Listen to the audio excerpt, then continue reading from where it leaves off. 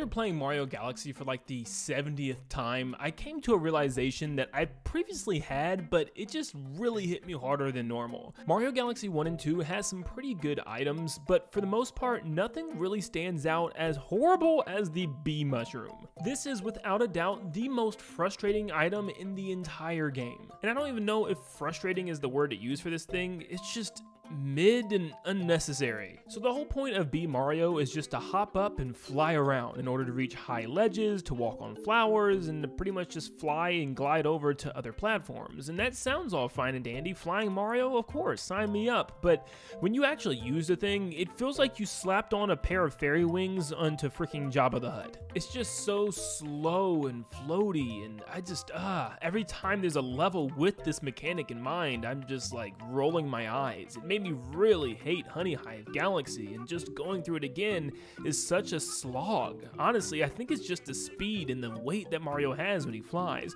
Just to get up in the air to go like 3 feet, it takes like 5 seconds for Mario to even get up there. It's like he's just a fat bee that can't really move really agile or anything. Same thing goes for the boss fight against Bugaboom as well. He flies so slowly vertically, you're forced to grab one of these dandelions on the side of the stage in order to flip up and land on his back, because if you're flying up regularly, odds are you're not going to make it in time, just because of how slow and bulky it feels. And compared to the Cloud Flower from Mario Galaxy 2, I'll just let you be the judge of which one looks better.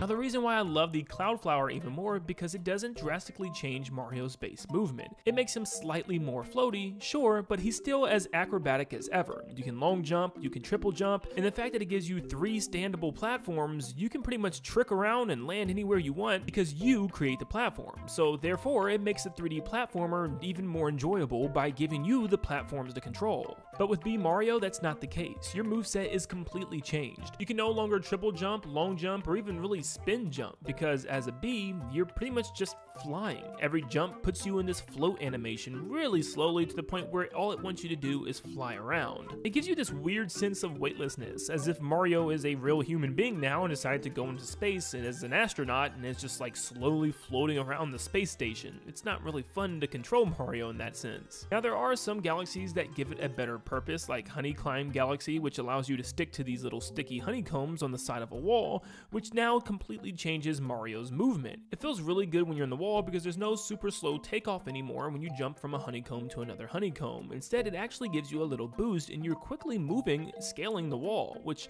it's just like a completely different feeling compared to when Mario's feet are on the ground. This is where I had the most fun with the power-up because it felt like I was constantly at motion. I didn't need to use any other ability besides flying upward, and it forced me to have momentum because of the way the gravity works on the side wall compared to normally. But then we go to Mario Galaxy 2 and of course arrive at a galaxy called Honeybloom, and of course it's full of bees and that dreaded bee mushroom, because when you're just playing this as a 2D level, it actually works pretty good with Mario's moveset. You'll be wall jumping a lot and even swinging on giant swing ropes, so like yeah, it feels really good until, oh gosh, I think using this power-up in 2D felt even worse in my opinion, just because of how slow it felt, and there were so many demanding platforms that you had to reach where a lot of the time you're using your entire fly meter just to fly up, like I said, a couple of feet just to reach a platform. It just feels so ugh. Just getting through this part with the bouncy fruit made me just roll my eyes because yes, it's good to get momentum bouncing off the top of the fruit and it actually feels really cool, and I think it's a way for them to say, hey, let's skip just flying straight up vertically here and you can actually bounce if you want. Because if you notice, the level's full of different ways to climb instead of just using the bee suit. There's giant poles that you can climb up covered with fuzzies, there's bouncy fruit, there's even cloud platforms that you can walk and jump on, so you don't necessarily need to always use this power up, even though yeah, it's it's intended for you to, and it's just boring to use. And I think just doing this in a 2D level shows just how bad it really is when you see all the meter that you have to use just to climb up a couple feet to reach the platform above you. And it makes me a little bit worried because I thought for a while some of these 2D sections in this game actually shows how a Mario Maker Galaxy game style would work really well. But then I think, oh my gosh, what if they add the bee mushroom, which they totally will, and I'm just thinking about all the Bee Mario levels that people are going to make. Oh my goodness, it just sounds like a nightmare. I know you guys have played those Mario Maker levels that just require and demand extreme precision platforming, and just thinking of that with the stupid bee suit, like having to fly just enough to reach a platform and a whole level of that just sounds like torture beyond belief. So how could have Nintendo made this work? Easy.